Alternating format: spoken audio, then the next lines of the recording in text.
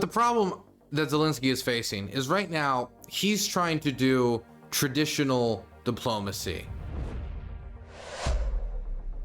He is getting support from the United States, so he's coming to the United States to talk to the administration about that continued support, to talk to the administration about previous agreements that we've made, and to rub shoulders with the American public and influential people and the subjects that are of interest to Ukraine. For example, it could be like weapons research or meeting with those who would help with Ukraine's rebuilding, defense contractors, whatever it is, stuff you would expect a country at war to go pursue, like this $8 billion in aid that is going to be announced tomorrow from the Biden administration, or, for example, the production of weapons.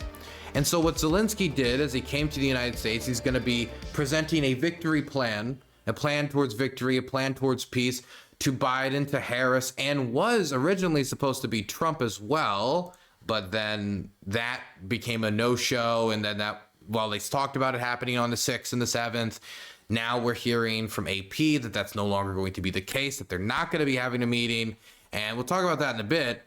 But Zelensky came here to meet all these people, and while he was in the United States, he also stopped by a ammunition plant that produces 155 millimeter shells in Pennsylvania. Let's show you some footage of that, which happened to be in Scranton.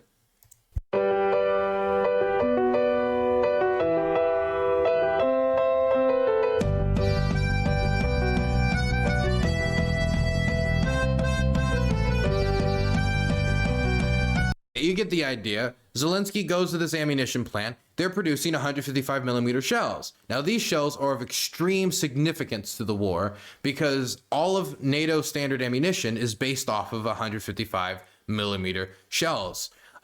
These shells are important for the M777 howitzers that we donated to Ukraine, for many different Western European systems that have been donated to Ukraine. And if they want to integrate to NATO standards, this is the type of ammunition they're going to need. And if they want to hold back the Russians, which is largely dependent on ammunition supply, getting these shells to Ukrainian units is of the utmost importance. So him visiting this ammunition plant where they're manufacturing the 155 millimeter shells that are being sent to Ukraine makes sense to me. And the reason why the Zelensky government did this, according to them, is that they wanted to personally thank the more than 400 employees of this factory that are producing all of these 155 millimeter shells. Mind you, this factory has gone from producing 10,000 shells a month to about, roughly in a few months, 100,000 shells a month. So we're talking about, this factory producing the lion's share or a very significant portion of that increase. In fact, this factory in Pennsylvania is the most productive, it's the most productive out of all of the ammunition factories we have in the United States. It's producing more shells than any other factory in America. This factory right here. So Zelensky going to this factory in Pennsylvania that employs 400 workers, so that produces 155 millimeter shells he desperately needs, and is also the most productive ammunition factory in the United States, producing these types of shells of national importance to his country. It makes sense, from my view, for him to stop by like he did, because he's the leader of a country at war. He needs ammunition. Now, I feel like I'm belaboring the point a little bit. Like, he's the president of a country at war. His country needs ammunition. This is a factory, not just any factory. It produces the exact type of ammunition he needs. Not only does it produce the exact type of ammunition he needs, but it's massively increased those production rates. Not only has it massively increased those production rates, which have allowed the Ukrainian government to stay in the fight with this war, but it is also the most productive one in the United States, right? So out of all the factories in America, it would make sense that this would be the one that he visits. And you can see that it's not just Zelensky there. You can see his advisors behind him. You have Yarmak to his left. You have, I think, Rumenov. I forget his name, but he's like the new defense industry minister to his right. I forget all their names. I'm very sorry. They just keep switching them out. Point is, though, it's a state visit. Josh Shapiro was there, and Josh Shapiro did seem like he enjoyed being in frame with Zelensky. Josh Shapiro is the governor of Pennsylvania. I think he wants to be president, and I think he knows that Zelensky is popular, and he'd like to be near Zelensky. But yeah, he's the governor of Pennsylvania. It makes sense he'd be there. Now, this should not even be a news story to me, but it became one very, very quickly. And we're going to talk about that in a second. But there's one more building block to the story that you guys need to understand before we explain the backlash and what I think can be correctly defined as a witch hunt that is currently going on. And that is J.D. Vance, about a month ago, or maybe it was like 2 or 3 weeks ago, he described his plan to end the war in Ukraine. And that plan included Ukraine giving up all of the land that is currently under occupation. So that means Crimea, most of Donetsk, almost the entirety of Luhansk, except for the Srebrenicki forest, Kherson, a decent portion of Kherson, decent portion of Zaporizhia. All these areas, big cities like Mariupol, all these areas would be enshrined in Russian occupation. There would then be a demilitarized zone. Now, he doesn't describe who would enforce this demilitarized zone.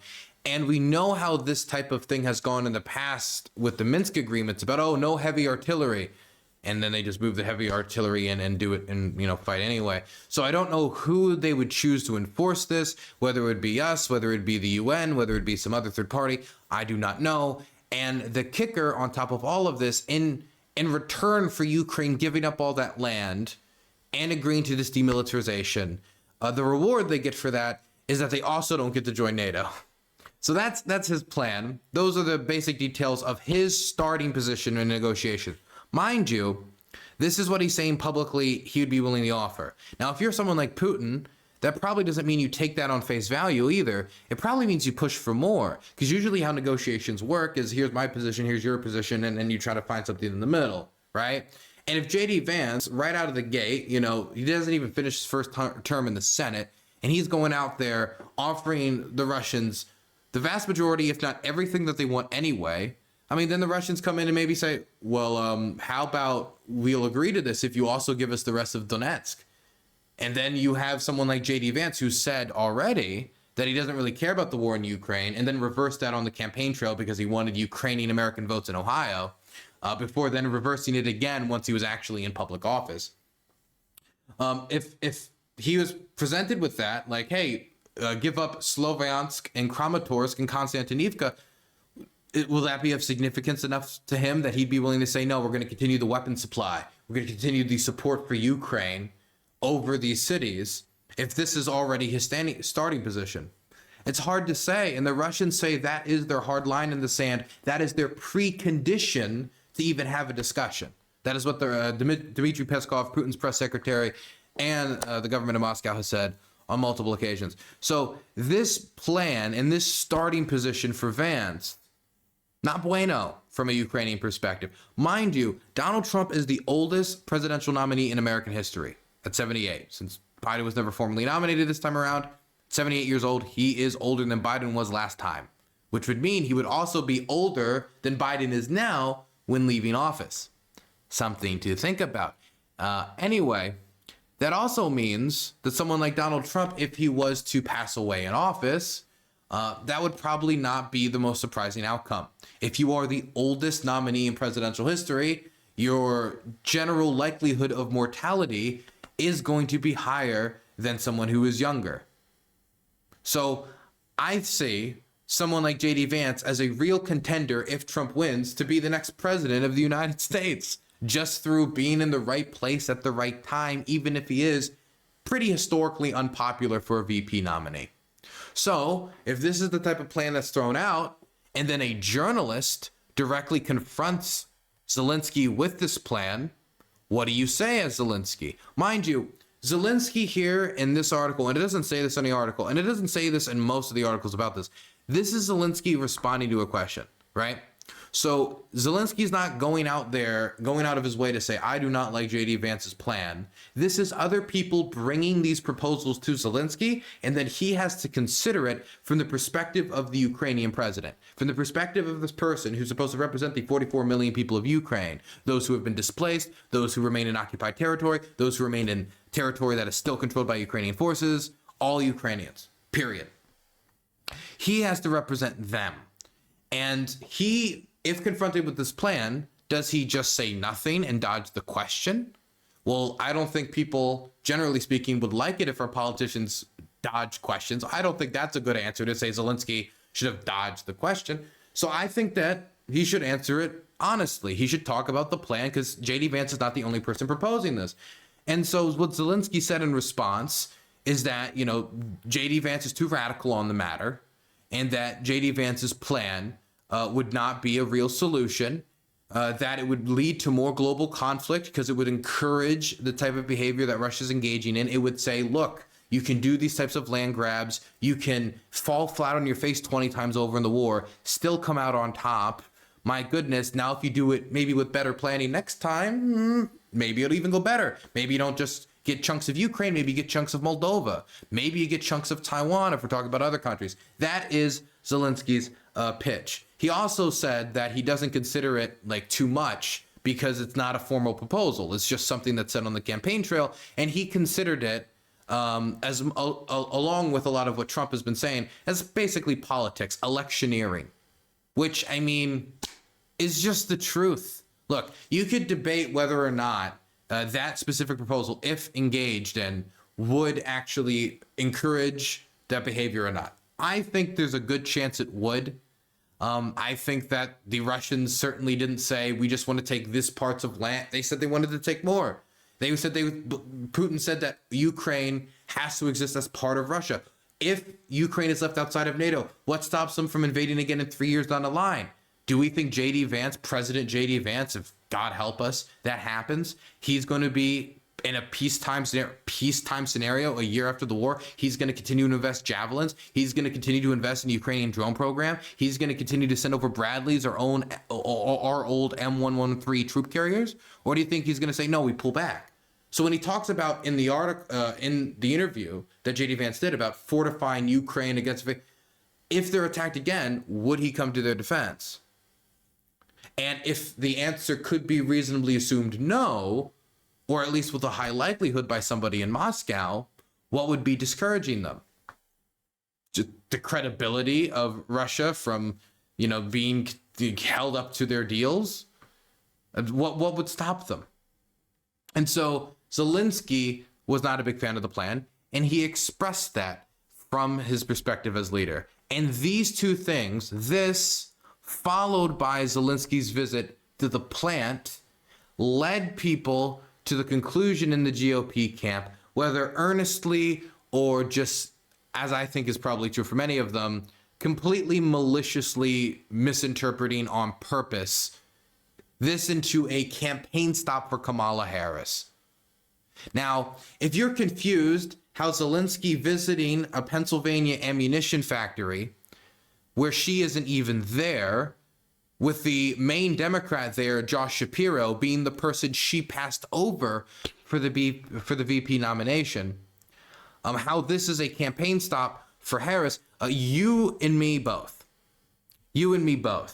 But these factors seem to come together enough to piss off a few people. Now, first, let's start with Donald Trump and his recent statements about the war, about Zelensky, and about negotiating with the Russians. Because the main reaction to the meeting actually comes from Trump's underlings. Trump himself just started shooting from the hip on the war, generally speaking. So let me show you a few clips of what Trump has been saying recently about the war that has a lot of people concerned about a second Trump presidency in relation to the war in Ukraine. Biden and Kamala got us into this war in Ukraine, and now they can't get us out. They can't get us out. I watched him. We will win. We will. He's been saying that for 3 years. Every time Zelensky comes to the United States, he walks away with $100 billion. I think he's the greatest salesman on earth. But we're stuck in that war unless I'm president. I'll get it done. I'll get it negotiated. I'll get out. We got to get out. Biden says, we will not leave until we win. What happens if they win? That's what they do, is they fight wars. As somebody told me the other day, they beat Hitler, they beat Napoleon. That's what they do. They fight. And it's not pleasant, but, we've given them close to $300 billion. And you know what Europe has given them, which is approximately our size when you add up the countries together, their economy, it's very close to our size. They've given them like a small fraction of that number, just a small, very small. They've given them like a small fraction number. Okay, so I already talked about the 300 billion number. That's a lie. The Europeans have given more than us. Under any mathematical equation, if you include economic aid, rebuilding, if you include total aid, America versus the EU comes out on top. The EU also has more long-term mechanisms put in place to fund Ukraine than the United States has, and is working to put more mechanisms against, of course, the objections of nation states like Hungary to put those in place. So the idea that the United States is way outspending the Europeans is not true. Actually, I would say it is the inverse. Not that the Europeans are way outspending us necessarily, but they are outspending us. That's the first thing. Second thing, 3 years. He's been saying they're going to win for 3 years. Are we all just... Do we have a problem with like object permanence? I guess history permanence. If you don't see something right in front of you, you just forget it happens. The Soviets invaded Afghanistan. That war lasted 10 years, and then the Soviets left. Wow. If the Taliban, not the Taliban, if the anti-Soviet fighters in Afghanistan, the Mujahideen, if they said 3 years in, yeah, we're gonna win, would that have been a lie? No, it would have been the truth.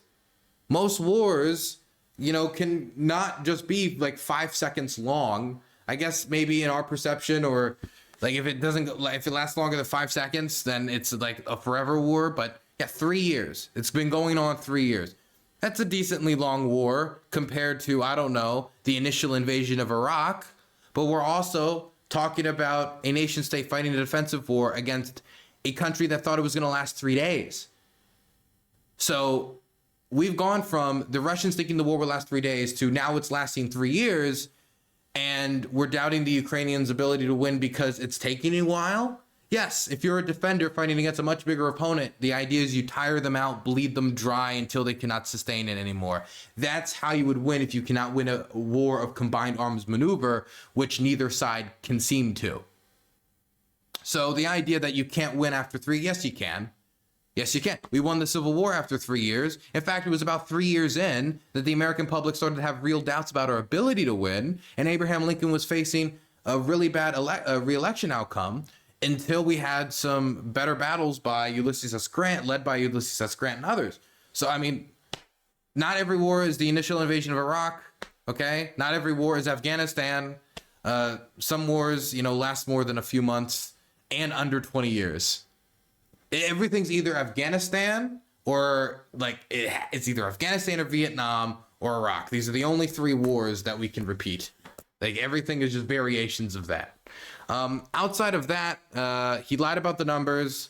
I don't really agree with that framing at the start. What was the other thing?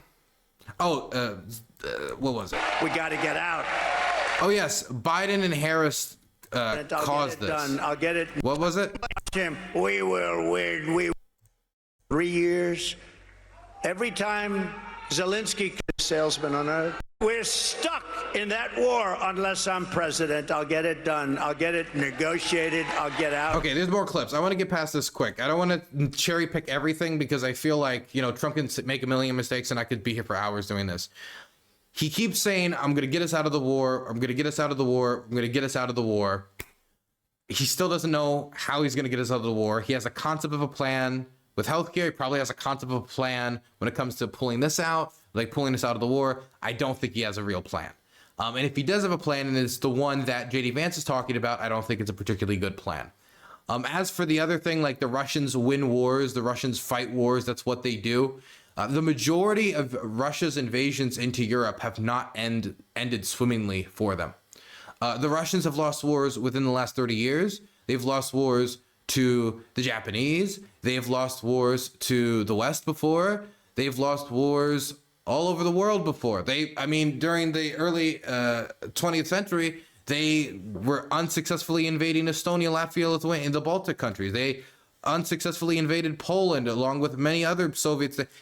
They have lost wars before. The idea that the Russians cannot lose war is buying into some weird mysticist nonsense, okay? They can lose wars just like everyone else. And the wars that people talk about the Russians winning, like World War II and Napoleon, are largely defensive wars that were won outside of Moscow and deep within the Russian tundra, not them, deep invading other countries. The Russians have lost many other expansionist invasions. The idea that this one is going to be particularly impossible because of just Russia's greatness or size, I find quite silly, considering that we have like 3 times the population size of Russia, a much more massive economy than Russia. We just fought a 20-year war in Afghanistan against a much less well-supplied opponent, lost much less troops, and we still got out of there. And we saw how that withdrawal went. It's weird pro-Russia mysticism. And I do want to read a quick statement from Dmitry Medvedev so you guys can see the type of framing that we're probably going to just match up what the former president of Russia and current Putin stooge that's been with him since the campaign trail and is widely considered like a crazy drunkard. What he is saying about Zelensky's visit compared to what others we're about to watch soon are saying about Zelensky's visit. Let's read. The U.S. administration is squealing like a pig about other countries, including Russia, meddling in their elections. At the same time, Ukraine's insane narco president, Zelensky, the reason they call him a narco president is they have this rumor that Zelensky does tons and tons of cocaine and he's doing drugs all the time. And the reason why is they need to present Ukraine as degenerate and evil and their leadership as socially flawed in order to break down the character and legitimacy of the government to justify their invasion more. Shamelessly plays along with Harris by visiting the swing state of Pennsylvania. Vadre Retro Santana. Okay, whatever. Again, he visited the largest ammunition factory in the United States producing the shells that is being used in Ukraine. The largest ammunition factory producing shells that Ukraine needs. It seems like a perfectly logical visit for a country at war in need of those shells. Here's another statement from Trump. I'm just going to go through these statements from Trump very quick. We're not going to cherry pick every one.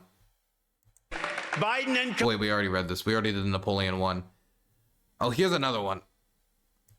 Biden and Harris caused this situation by the stupidity of what they said, by every move they make. But they caused the situation, and now they're locked in. They're locked in. I watched this poor guy yesterday at the United Nations. He didn't know what he was saying. They just don't Biden had a speech at the UN yesterday for 25 minutes. Know what to do. They're locked into a situation. It's sad. They just don't know what to do because Ukraine is gone. It's not Ukraine anymore.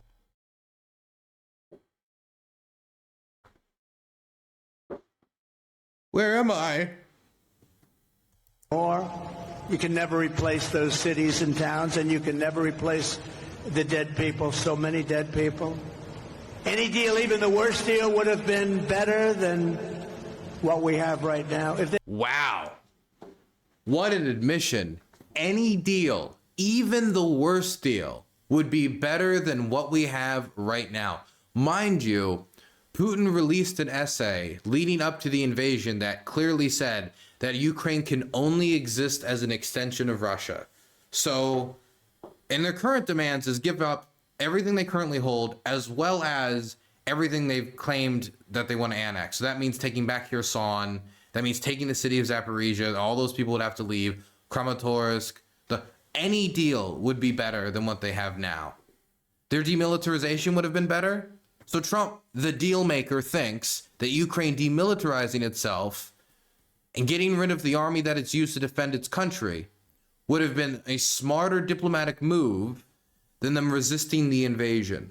And that us agreeing to have Ukraine get rid of all of its tanks, its artillery guns, and its army, the army that just barely held back the Russians during the early stages of this war would not just lead to the Russians being emboldened, having more leverage. This is a great question. How do the Ukrainians have any leverage moving forward if they swear not to have any military alliance and no military to protect themselves? It seems like they'd be nothing but like a defenseless fawn out in the wilderness, just waiting for something to pounce on them and tear them limb for limb, taking away their coal and resources and people and everything. Like, any deal would be better. Any deal would be better than war. Is Trump just like a hippie pacifist and like, I don't care if they need to demand all of America's resources? Is this how it's going to be? If the Chinese come up to Donald Trump and say, hey, we demand Texas. Texas will be China. I mean, anything's better than war. Anything's better than war. Anything's better than this. I mean, it's just silly. It's just anything is better. The worst deal is better. Yeah, he doesn't understand. Either he doesn't understand the stakes, or he doesn't appreciate the necessity of Ukraine to separate itself from Russian domination from their perspective. They made a bad deal. It would have been much better. They would have given up a little bit. And given up a little bit. They would have. What the Russians were demanding was the demilitarization of Ukraine, as well as Ukraine promising not to join NATO. So they have no diplomatic leverage and no physical leverage. What would you be leaving them with? Everybody would be. I mean, even if we were just talking about like the deal leading up to that point, or before the call for demilitarization, let's just say let's say we could scrap that and we made just the deal. They have to not join NATO. What does Ukraine get in return for that?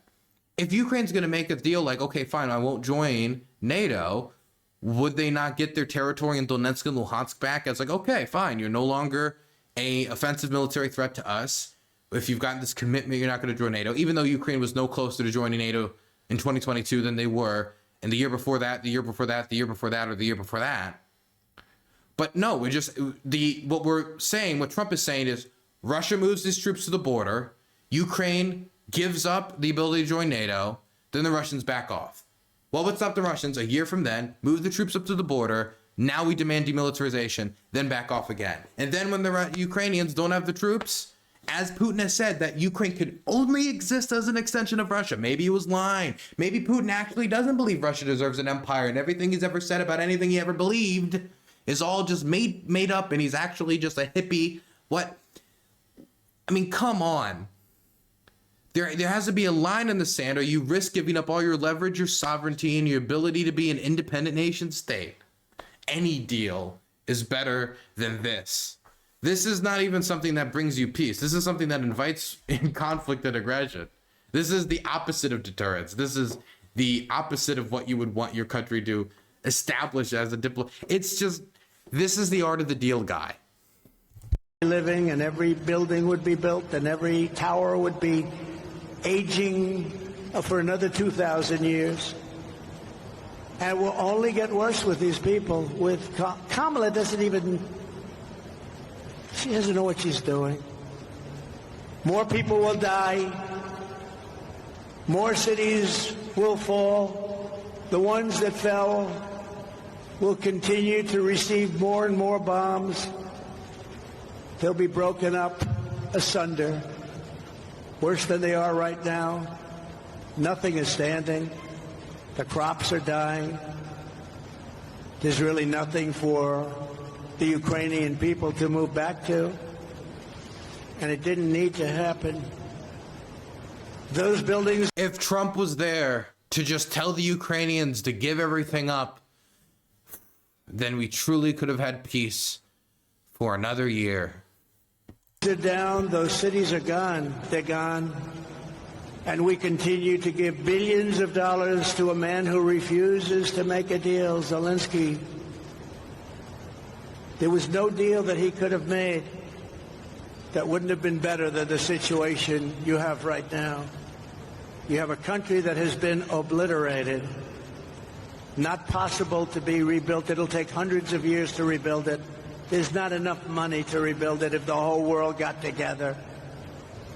They're not going to be satisfied until they send American kids over to Ukraine, and that's what they're trying to do. And the moms and dads of America don't want their kids fighting Ukraine and Russia, and we're not going to... Well, Well, I think that they would be smart that they wouldn't want them fighting Ukraine and Russia. If you're in Donetsk and you're fighting Ukraine and Russia, I think you're pretty screwed. Yeah, that wouldn't be very smart. Have our soldiers die across the ocean. Okay, he needs to fearmonger in fantasy land. We're going to send her. The Ukrainians aren't asking for American troops. They're asking for a lot of the Vietnam era equipment we're going to destroy anyway. They're asking for the equipment. They're asking for the gear. They're asking for the brigades that people said were going to be supplied. That's what they're asking for. They're not asking for American troops. Biden said on day one he was not going to send American troops. The only country that's talked about sending troops is the French. And the last time I checked, you're not running for president of France. Anyway, there's like more of this and more of this. Kamala and Biden allowed this to happen by feeding Zelensky money and munitions, but now Ukraine is running out of soldiers. Yada, yada, yada, yada. You get the idea. And it's not just Trump. It's the whole family. His child, Donald Trump Jr. and Robert F. Kennedy, who is the conspiracy dude who killed that bear and then dumped it in the woods. And, big on the, being against the needle. I don't want to get into the RFK drama right now or any of his many, many wacky hijinks.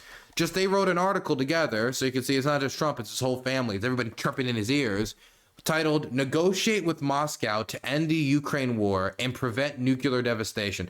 And wouldn't you guess that the entire article is the premise that if we don't negotiate with the Russians soon, if we do not give them the concessions that they are demanding, then the world is going to explode. Just like we said it would happen in year 1, and year 2, and year 3, and has not. I mean, look, anytime there's a conflict between two nuclear powers, there is the threat of escalation that could lead to a wider nuclear war, of course.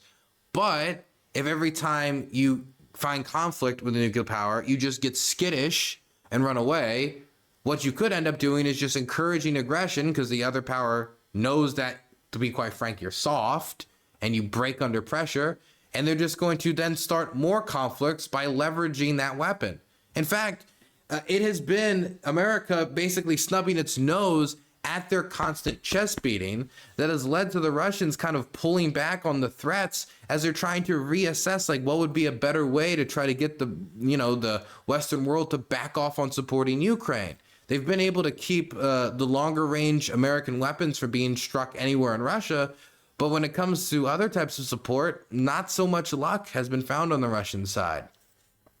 So I don't see how the Russians if they can't win a war with Ukraine, a ground war with Ukraine, how they're going to win a global thermonuclear war with the entirety of the NATO alliance.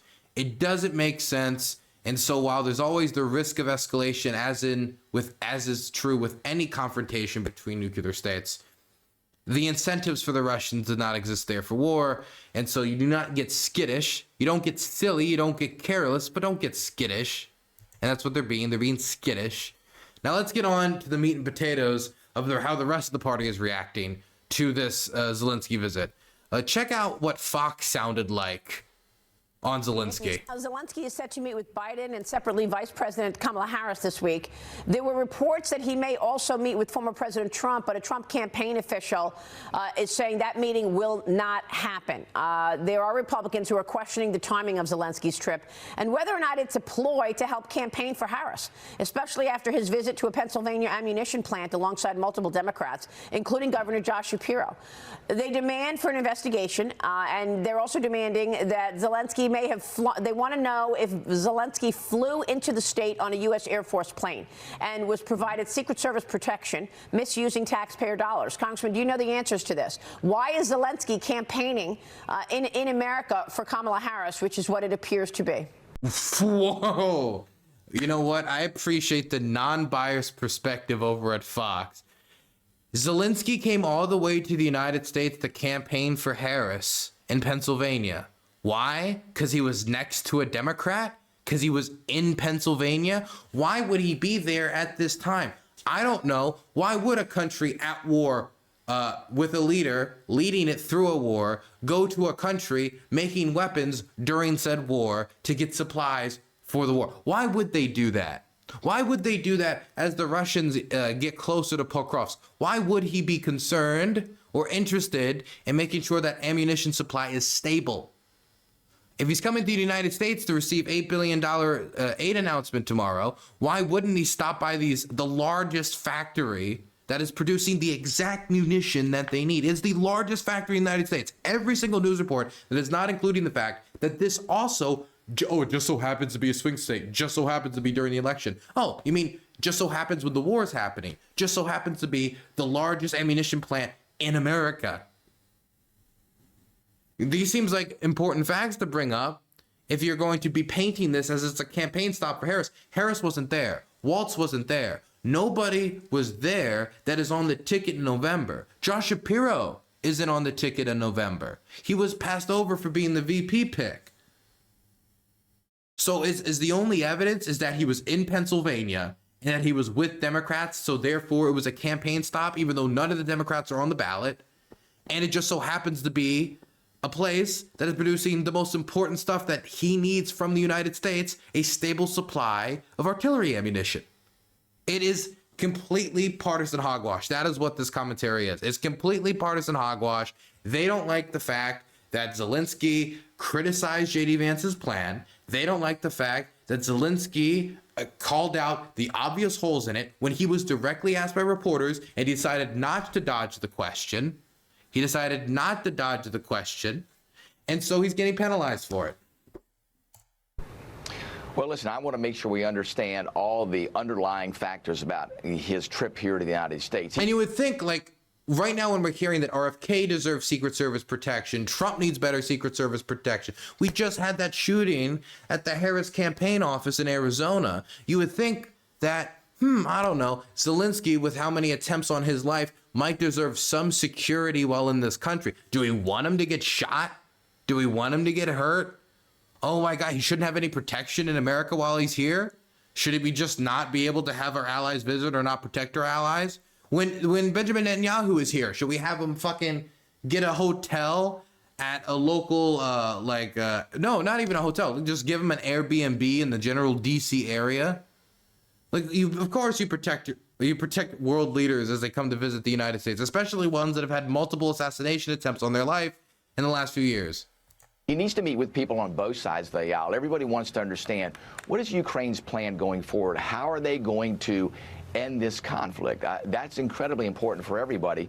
And wow. Oh, that's what we need to understand? Well, number one, Zelensky has met with Lindsey Graham and many other Republican leaders on many different occasions. And number two, maybe if Mike Johnson or Trump would actually meet with him, they could hear the victory plan that he's in America to show Biden. That's the whole point of the visit, is to show Biden a victory plan, is to show Harris, and was to show Trump before that got shut down, the victory plan, the plan for victory, the victory plan that they're skipping the meeting on. That victory plan, the victory plan that the leader of your party will not go and see, the victory plan that I guess Johnson is not going to see because he doesn't want a meeting with him either. I mean, come on. Like, oh, we need a victory plan. Well, maybe if your leadership would have sat down with him and didn't ignore him this time and the last time he visited. I also want to, join my colleagues in saying we do need to understand what are the underpinnings behind his trip here to the United States. Wow. Man, why would the guy leading a country at war visit an ammunition factory? Brain blast. I got to figure it out. Actually brain dead. By the way, this is not just Fox News chatter. This has evolved past Fox News chatter.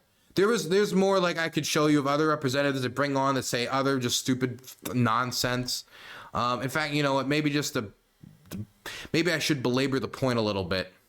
They're demanding an investigation into allegations that Zelensky may have flown into the state on a U.S. Air Force plane and that Biden provided Secret Service protection. That's a misuse of taxpayer dollars, right? Oh, my God. I can tell you that everything. A Secret Service protection for Zelensky, the guy that they're trying to actively shoot. How do you guys not just, like, see so many political assassinations in America, have this world leader who is a high priority target for a country with an extensive assassination network, John Brown enthusiast has donated and say, don't give him Secret Service protection? Dylan, I just heard that you've been banished to the Shadow Realm. Hopefully Yugi Boy can rescue you and look out for the Kaiba. He's shifty. Thank you for the fiver. I appreciate it. I don't really understand what any of that was, but thank you. Yu-Gi-Oh or whatever. None of this makes any sense to me. I mean, do they just want him to get hurt? Is that the point? They just need him to get hurt? Or if like, don't give him Secret Service protection unless he's actively like saying Trump's plans are brilliant and he'll give up Kiev itself if it means Trump gets, you know, another polling boost. Like what does he need to do to satisfy them? Is he not allowed to be next to the governor of Pennsylvania when at a Pennsylvania factory? You said is accurate. He flew in on a C-17 into Pennsylvania, went to a weapons factory. No Republicans were invited to this official meeting. Oh, how terrible. What about the meeting with Mike Johnson that Mike Johnson said he didn't want to go to? So the Republican leadership's like, we don't want to engage with you. We don't want to have a meeting with you. We don't want to talk to you. He's like, okay, goes to factory. Why aren't we invited? So you just want the PR. You just want the PR. Biden, Harris, they'll sit down and listen to the victory plan. You don't want to listen to the victory plan. It sounds like you just wanted a campaign stop. Just sounds like you wanted to have yourself taken on foreign policy seriously. You wanted to be able to say, hey, look at me with Zelensky. So you want to go to the factory with him, get the photos, but you don't want to have a sit-down meeting with him about the war for the exact victory plan that people are calling for.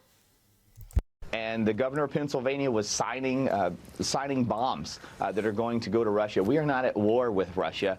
We've been helping Ukraine. That is true. I think that help has run its course, and we should move on. But how foolish for the president of Ukraine, after all the billions of dollars, over $170 billion that he's taken. Well, they don't even believe Trump's number. See, 170 billion. Trump said double that. Double that. They don't even buy Trump's numbers. They know Trump's numbers are lies, but they never correct them. From the American taxpayer, for him. When I say they, in a vague sense, I mean Fox. To fly in on our aircraft and have the nerve to opine and get involved in the United States presidential election and criticize Donald Trump and J.D. Vance. He has no business even saying anything other than thank you everywhere he. What a whiny little smarmy snail. How dare this country at war, being invaded, having mass graves filled, that we promised to protect under these exact circumstances in the 90s in exchange for them giving up the ultimate guarantors of state security and nuclear weapons.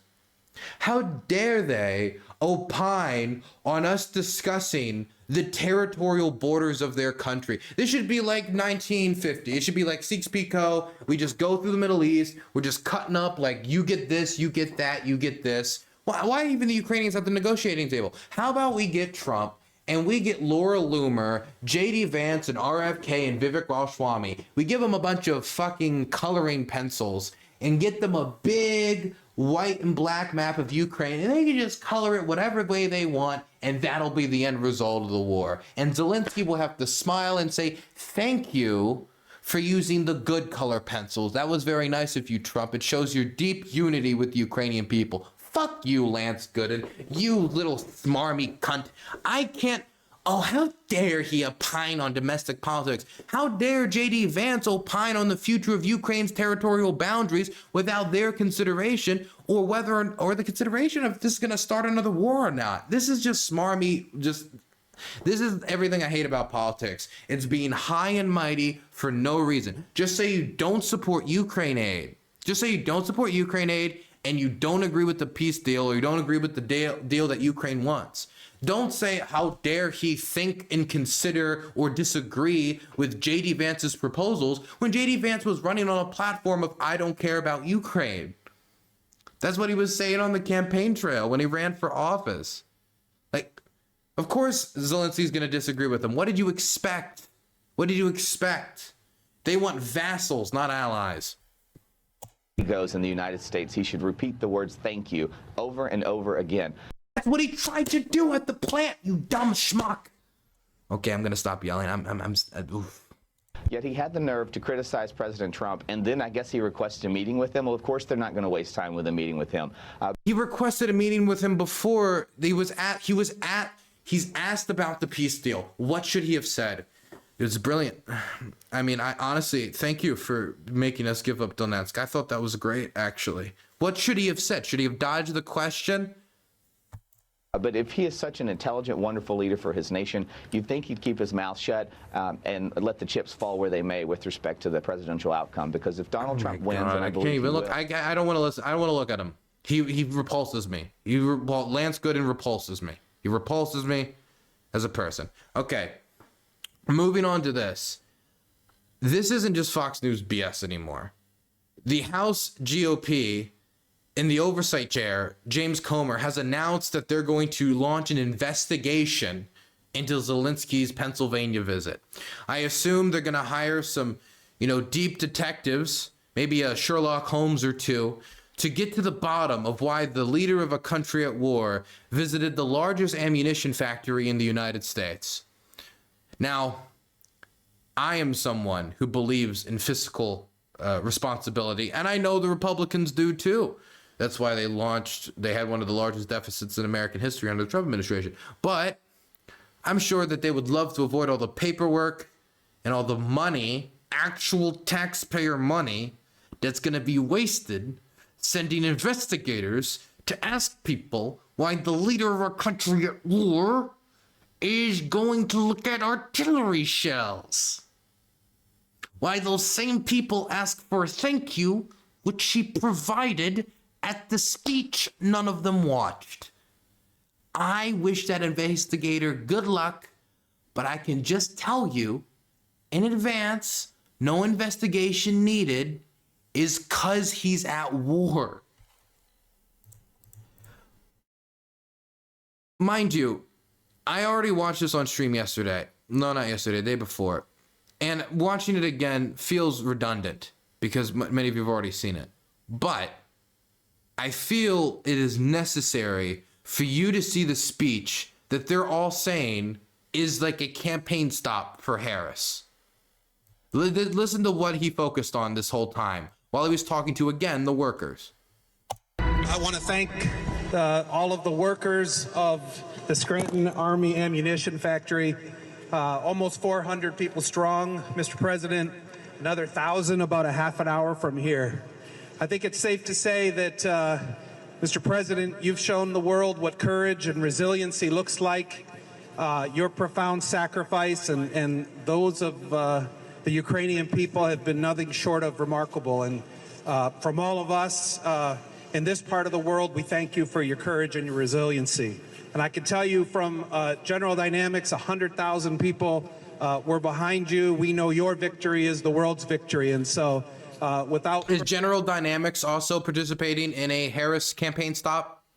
I just want to hear, can we hear that one of the biggest defense contractors in the United States signed up for a Harris campaign stop? Considering that, Trump is he's a big defense spender. You think they would, sign up, we're going to go for this over there? Again, it doesn't, look at this, it is the most, it is the most stately, as you would imagine, bureaucrat, just like patting of the back of everyone you would expect. Further remarks, I pass to you, the workers of Scranton, and President Volodymyr Zelensky. Thank you so much. This applause is not to me, really. Everything is to you and for your work.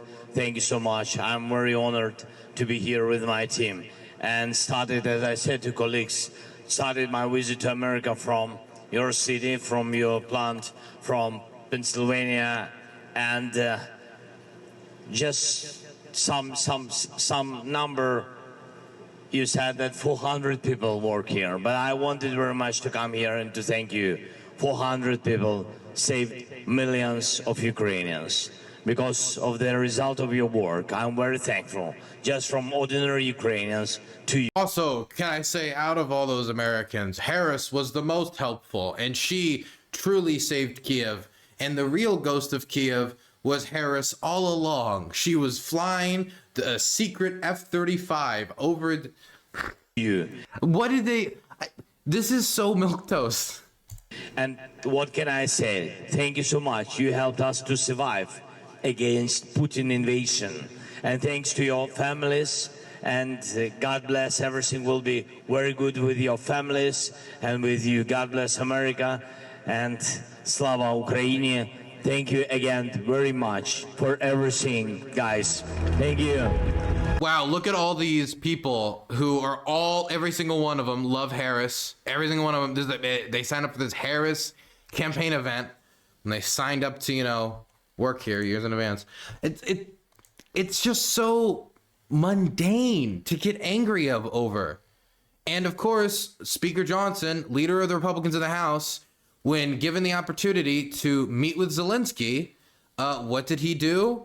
He turned it down. Second time in a row, by the way. He turned it down last time Zelensky was visiting. I don't think we're actually going to be in town on Thursday. Our schedule changed on the floor, so it's very clear we have a hurricane coming to the Gulf Coast.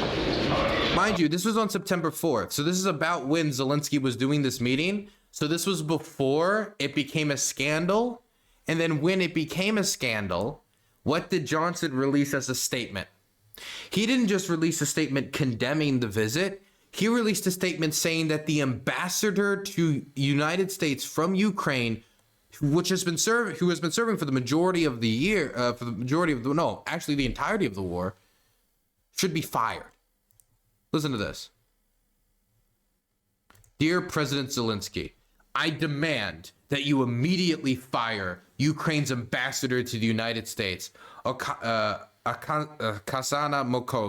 Markovka. Markorov. I've never knew how to pronounce her name correctly, but she's been ambassador for the entirety of the war. I should know it by now. Oksana. It was Oksana, but Oksana Markovka. As you have said, Ukrainians have tried to avoid being captured by American domestic politics and influencing the choices of American people ahead of the November election. Clearly, that objective was abandoned this week when the ambassador organized an event in which you toured an American manufacturing site. Oh, an American manufacturing site. Oh, that's a weird way to describe it. Manufacturing. What were they manufacturing? Oh, manufacturing. Oh, what were they? Were they manufacturing Beetles? Nice, cute little cars. Were they manufacturing pots and pans? Were they manufacturing air conditioners? Lamps? Was it lamps? Or was it artillery shells? Why that manufacturing, huh? Manufacturing site is certainly an interesting way to describe it. The facility was in a politically contested battleground state, was led by a top political surrogate for Harris, and failed to include a single Republican because, on purpose, no Republicans were invited.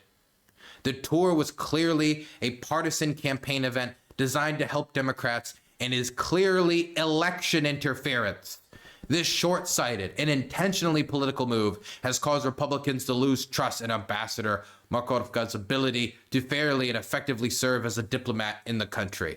She should be removed from her post immediately. Okay, let me just say quickly, okay? A top political surrogate for Harris. Oh, you mean the governor of the state he was visiting? Guess what? He has relationships with Republican governors across the country too. There are different Ukrainian regions that have relationships with states that are led by Republicans, that have sister cities and sister states. Like they have relationship with Republicans. Ask Lindsey Graham about his relationship with Mr. Zelensky.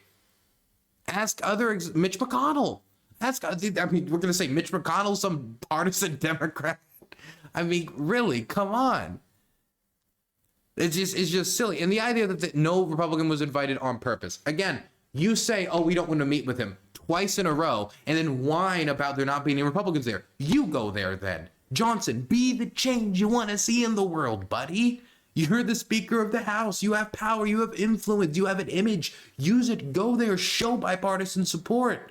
But nobody was there from the Republican Party. Now, you could say it was on purpose, but you seem not eager to be near him. The Republican Party has a general Ukraine problem right now. Trump certainly has a Ukraine problem. Vance certainly has a Ukraine problem. The people on Trump's staff certainly has a Ukraine problem. So is it that no Republican was invited on purpose because they wanted to make it a partisan political event? Or is it that no Republican wanted to go? Was it that, no Republican served in the position of governor of the state because you guys decided to run Doug Mastriano because you wanted to be knuckle draggers about the election there instead of running, I don't know, an actual winnable candidate? I mean, maybe you wouldn't have beat Josh Shapiro anyway, but it certainly would have been closer margin. Just saying. Maybe if you won, Maybe if it was Doug, maybe Doug would be there. And maybe it would be Doug saying, hey, look at all these jobs that we're creating by producing all these shells. My goodness. Additionally, as I have clearly stated in the past, all foreign nations should avoid opining on or interfering in American domestic politics. Support for, by the way, when they say don't opine on American domestic politics, he didn't opine on American domestic politics. He was asked about Vance's opinions about his country. That isn't opining on American domestic politics. That's opining on the plans that another person has for the future of your country. Do you expect Zelensky not to give his opinion about giving away his country's land? You expect it to be like, it's not really our place to comment on where Mariupol belongs. My goodness. Support for ending Russia's war against Ukraine continues to be bipartisan. But our relationship is unnecessarily tested and needlessly tarnished when the candidates at the top of the Republican presidential ticket are targeted in the media by officials in your government. These incidents cannot be repeated. Thank you for your prompt attention to this matter, and I trust you will take immediate action. So he's really like, Lena, you gotta fire her. You gotta fire this woman for doing her job for no good goddamn reason. I've cussed a little bit too much on this one. I gotta pull it in. But this one is give me a little energetic, huh? Oh, also, at the same time, Mike Johnson is proposing budgets that allows the presidential drawdown authority of $5.9 billion in military aid for Ukraine to expire in just like 4 days. In about 4 or 5 days, that aid is going to expire, and the White House is currently scrambling to try to find alternative pathway for this aid.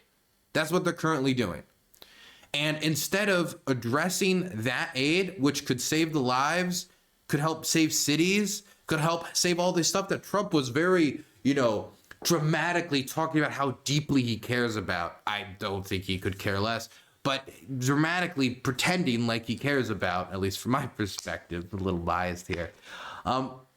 Instead of working on this, you're talking about Zelensky visiting an ammunition plant. Instead of having a meeting with Zelensky, the ammunition plant. Instead of dealing with this vital issue, which Razom and other pro-Ukraine organizations have brought to your attention for more than once, you talk about the ammunition plant. I wonder why Ukrainians generally are feeling pretty rubbed the wrong way by the Republican Party. You already had the Ukraine aid delay debacle. Remember when Mike Johnson said, we will only pass Ukraine aid with an immigration deal? What happened to that? Did we get that immigration deal? Or did Ukraine aid pass without it, basically with the same package as it would have 10 months prior? The only difference is Ukraine didn't need it. Ukraine didn't get it when they needed it during the Battle of Avdiivka. Now, I should remind everybody that there still are Republicans that are pro-Ukraine. They still exist somewhere. If you dig, you can find them.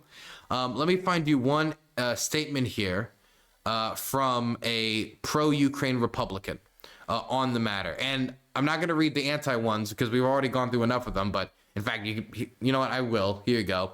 The idea that a foreign leader is here flying around in a C-17 in Pennsylvania, criticizing President Trump, criticizing J.D. Vance, it's like a campaign stop that, again, just feels way over the top. We've already talked about this. Let me just throw another one out there. Where was all this rage when Netanyahu was shaking Mitt Romney's hand in 2012? Or what about when Viktor Orban was at CPAC? Or when Viktor Orban is saying that Trump is the only way to peace in Europe? It's a little interesting, is all. Just a little interesting. Here is from a different Republican, though.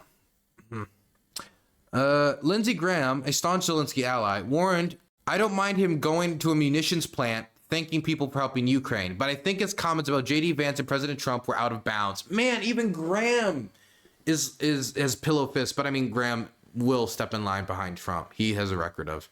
With conservatives going to hurt Ukraine. Again, they ask him about the plan. So in the future, when Zelensky's asked about, hey, this guy said that, Crimea should be Russian. What do you have to say about that? Sorry, I'm not allowed. I'm not allowed. That's what they need. That's the only way that their ego will be soothed enough that they might give the Ukrainians another crumb. Meanwhile, Senator Thomas Tills, Republican from North Carolina, said he had no problems with Zelensky's visit or his comments about Vance. President Zelensky is trying to do everything he can to secure the support for a sustained, successful effort against Putin. My guess is if we were in a similar circumstance, we'd do the same thing. He's making a reference to J.D. Vance's comments about supporting the Ukraine effort. In that case, I agree. J.D. has a position that I don't share, unfortunately. The majority of Congress doesn't either. I don't need to get into the Democrat statements about it because you would imagine that they're all very condemning. Not hard to imagine. But I mean, we have others that opined on this. Ben Shapiro, we'll get into that in a second. But I think I just want to wrap up this segment quickly by saying there's no meat to this. He visited an ammunition factory that also happens to be the largest in the United States in producing the exact munitions that he needs. He was here to try to get aid and talk to the Biden administration. Thank you so much for the tier 1 sub, DD. Appreciate it. To get aid, to talk about long-range strikes, and to present a victory plan. The exact thing that many Republicans have been demanding, that he has this victory plan.